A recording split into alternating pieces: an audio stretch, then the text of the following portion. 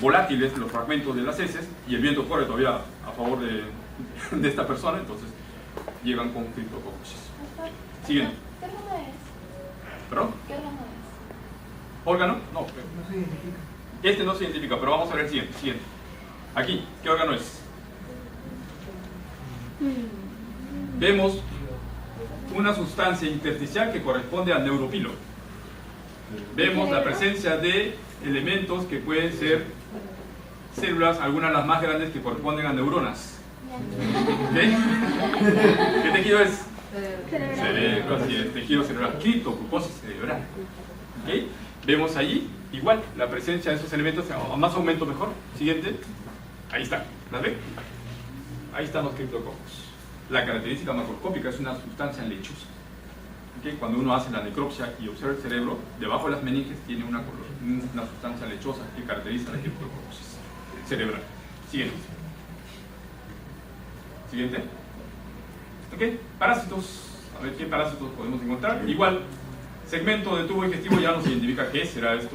¿Okay? Hay una pérdida de arquitectura total, hay una fibrosis bastante marcada. Siempre que hay fibrosis hablamos de procesos crónicos, ¿cierto? Siguiente. ¿Ok? Cuando vemos por aquí, observamos estos elementos de acá. ¿Los ven? Igual, pequeños. O sea, cuando uno busca parásitos, tiene que ser bastante meticuloso. ¿Ok? Primero conocer lo normal y luego es fácil reconocer lo anormal, lo que es extraño. Esos elementos no corresponden. Células inflamatorias son estas pequeñas que vemos acá abajo, linfocitos. Pero estas, ¿qué son? ¿Serán macrófagos? ¿Serán otras células? Vamos a verlas a más aumento. Siguiente.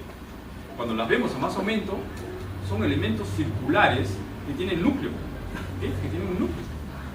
Entonces puede ser incluso tetanucleados, de acuerdo a la fase donde estén. Y que corresponden generalmente a la estructura macroscópica que era colon. ¿Okay? Entonces, una infección en colon por un protozoario que tiene la forma quística. Puede ser tetranucleado. ¿De qué estamos hablando? Amebas.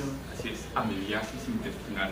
Que incluso puede formar una ameboma en el hígado. Un ameboma. O sea, pueden migrar hacia el hígado por el sistema portal, llegar al hígado y formar un absceso amebiano o ameboma. Siguiente. Todas las cosas horribles que hay, ¿no? Siguiente. Ok, así es la carrera. No es bonita, no es tan bonita como parece. Ok. Aquí, a ver, proceso inflamatorio. ¿Qué más? Vemos proceso inflamatorio crónico, linfocitos. Vemos esta estructura de aquí. No sé cómo la encontré, pero aquí está. Siguiente. La vemos a más aumento. Y ahí está. El dedito. Ok. Vemos esta estructura que tiene unos elementos dentro muy pequeños, ¿okay? Como si fuera un saco, ¿no es cierto? Es la forma ooquística de alguna estructura parasitaria, de algún parásito que se contagia o que tiene como hospedero definitivo a los felinos, como el gato. Toxoplasma, así es, el toxoplasma. Siguiente. Ahí está, el toxoplasma. Siguiente. Y algunas neoplasias también están asociadas al linfoma. La inmunodepresión también tiene que ver con neoplasias. Una de las neoplasias más frecuentes es el linfoma, y en especial asociado a VIH, cuando vamos a encontrar el linfoma de tipo Burkitt.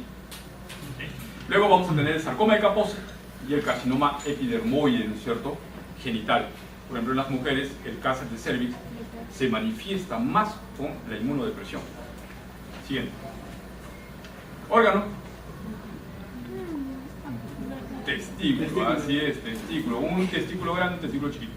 Ok, testículo. Miren ustedes al corte, cómo el tejido ha sido reemplazado, eso es normal, casi totalmente por esta sustancia blanquecina. ¿Cómo ha cambiado el tejido? Tanto así se habla que cuando uno hace el corte en este tumor, la apariencia es como si fuera carne de pescado. Es el aspecto que da el linfoma.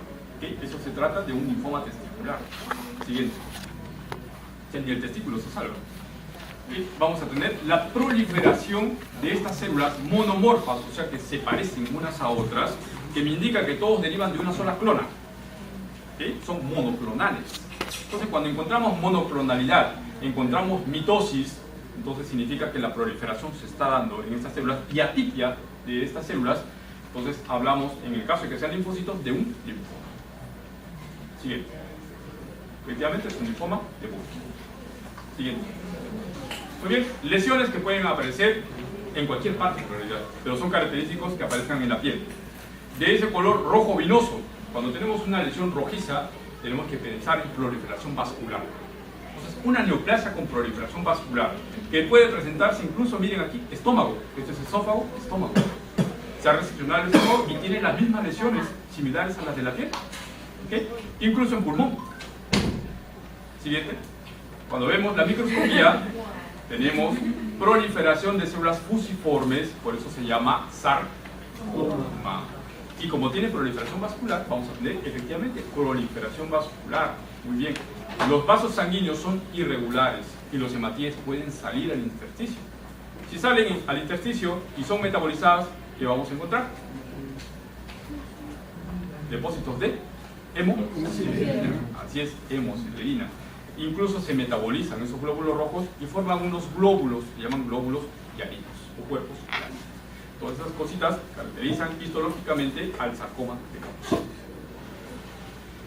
Virus asociado.